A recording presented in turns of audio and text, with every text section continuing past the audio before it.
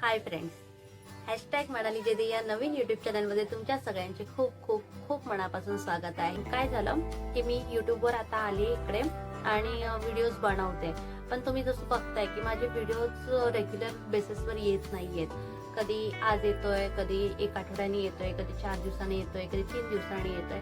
असं माझं व्हिडिओ टाकणं चालू आहे. 21 डेजचं एक चॅलेंज देते आणि त्या 21 डेज मध्ये मी असं ठरवलेलं आहे की मी सकाळी मॉर्निंगला 5 o'clock उठेल आणि 5 o'clock माझी डेची सुरुवात करेल, जी की आजचा जो व्हिडिओ स्टार्ट होईल तो संडे पासून होईल.